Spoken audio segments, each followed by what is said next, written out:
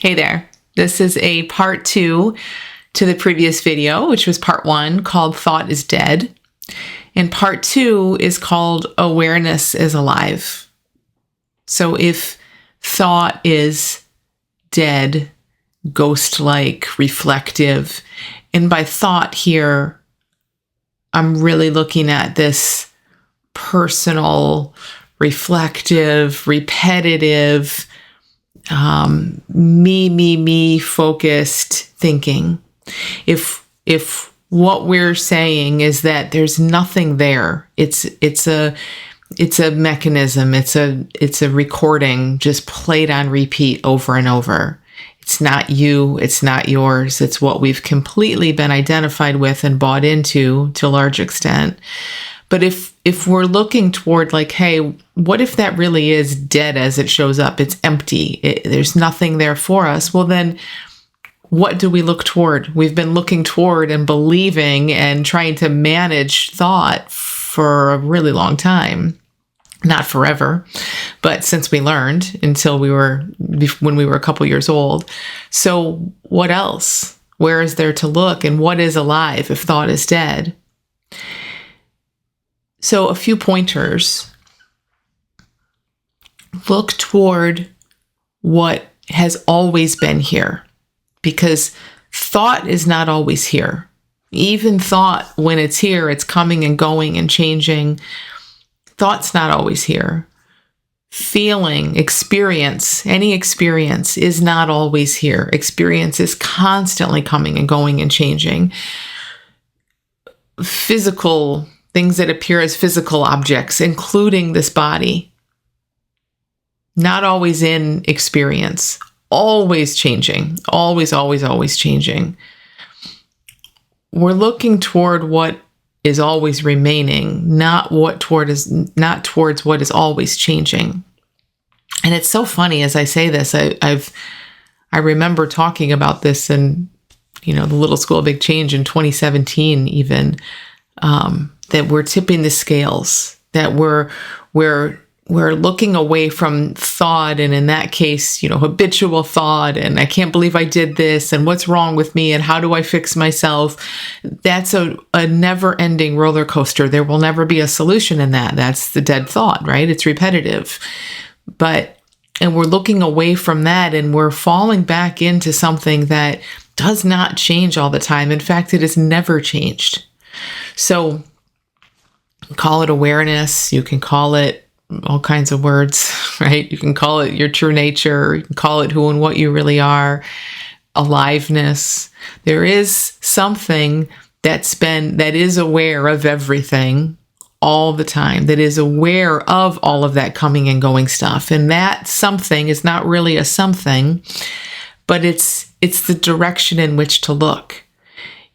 It's attributeless. Meaning it's not an object and it doesn't have attributes that we can give to it so much. Those would be more concepts and words. It's more of, that's why these are just pointers. It's more of a sense of, for me, part of what really resonates, it feels like awake. So when this body is tired, when the mind is tired or not tired, there's an awakeness, an aliveness, an awareness that never, ever, ever changes. That has been there through every single thought, feeling, circumstance, sensation, body change, all of it. That's where to look, because if you're looking for your true self, for your true nature, it's not going to be in something that's here and not here, because your awareness is not here and not here, right? Your existence is not here and not here. Your existence has been here. You've felt like you've existed for as long as you've felt like you've existed. So that does not change. That means also that who you really are, who and what you really are, your true nature is here right this very second. It's here right this very second. And it's not about to leave. So that's another great pointer. Like, just be in. Sometimes I just feel like it's more like swimming in experience. The mind doesn't want us to swim. The mind is like, solid object, this, that, you, him, her. It's all very rigid and solid and separate, only to the mind. But as we're looking less and less there, it's like there's this fluidity, this oneness, this aliveness, something that feels, this is how my mind categorizes or characterizes it, is it's more like swimming through life. It's like, what is here? It's here right this minute, but it's not any of that stuff. And it's not any of this stuff. It's the awareness of that stuff and this stuff. It's what's bringing all of that to life, in a sense. So I don't, it gets tricky to give tons of pointers, because the mind wants to grab those pointers, of course, and make those something.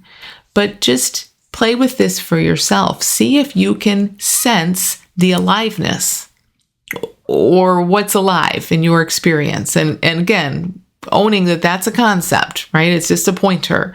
But it's like, what is here right now that's always been here? When you were 2, when you were 5, when you were 35, what has been there through everything that's coming on? And it's here right this minute, and it always is. And it's before what's moving and changing, so to speak, before, bigger than. Follow that pointer yourself and feel into it. And this is something that we have to do. We can hear this forever and ever. And it just doesn't matter as a conceptual thing at all. Like, not even a little bit. Not even a little bit. What matters is when we follow this pointer and we really start to sense into something. Now, I want to briefly share a couple things that might happen when we follow that pointer, because they just happen, and it's pretty universal. The mind is going to say, this isn't it. The mind is going to say, I don't get it. The mind is going to say, fill in the blank. The mind's going to talk. And that is because, and I'm going to speak more to this in the next video, but that's because the mind wants to talk. It wants to stay relevant. It wants to stay front and center. So it will say things like, I don't get it. I don't know what this means. I don't know how to do it. This can't be it, because it doesn't feel like fireworks or bliss or peace. Recognize all of that is thought. It's not hard to guess what every single mind is saying, because it's all the same stuff. It's just what minds say, honestly. None of that means anything. If your mind is saying, I've heard this a million times and I've tried it before, and whatever it's saying, all of that is thought. It comes and goes. If it comes and goes, that's not what we're interested in. It's dead. It's reflective. That's why it's repeating so much. It's universal. That's why I know what all the minds are saying. Mine says it too. It doesn't matter. What's aware of that? What's aware of the mind saying, I don't get it? What's aware of the mind saying, this is stupid. I don't know how to do this. I don't think I'm doing it right. That's what we want to look toward. That awareness is present, whether your mind is saying, yay, you're amazing, or boo, you're horrible. It doesn't, the content does not matter. That's what we're unhooking from, is these stories and these beliefs. And we're looking prior to that, to what is aware of everything that comes and goes, stories and beliefs. Everything that comes and goes is essentially an object arising in awareness. Every thought, every belief, every sensation. This body is an object. This identity, who you think you are, the character of you, is an object coming and going in awareness. And we're looking at the awareness, not the objects. We've spent our lives since the age of 2 staring at objects and immersing in objects and identifying with objects. And now we're backing up. It's a backwards step, in a sense. It's a, oh, let me come back here. And it is so different. And also, again, it's not fireworks. It's not what your mind tells you it will be, but it is so absolutely different to be in this place before thought of pure aliveness, pure awareness. It's so completely different from what we're used to. And it is the most familiar feeling ever. You'll recognize it, but don't think about it too much. Don't let your mind say, I don't recognize it. This can't be it.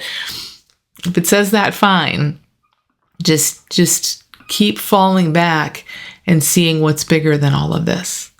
So again, play with this, and please let me know what you're experiencing, what you're noticing as you play with this.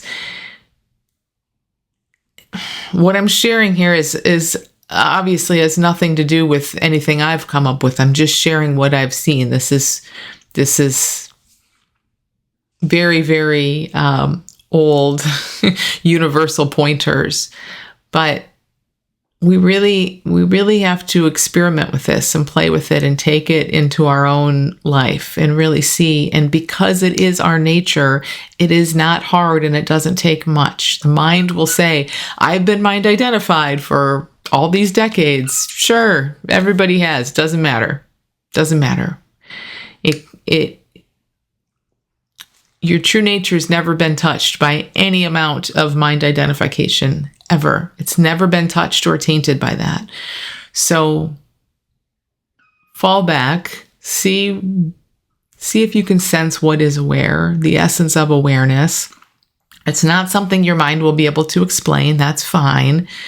It'll feel vague and a little confusing, but just visit there and see what begins to shift.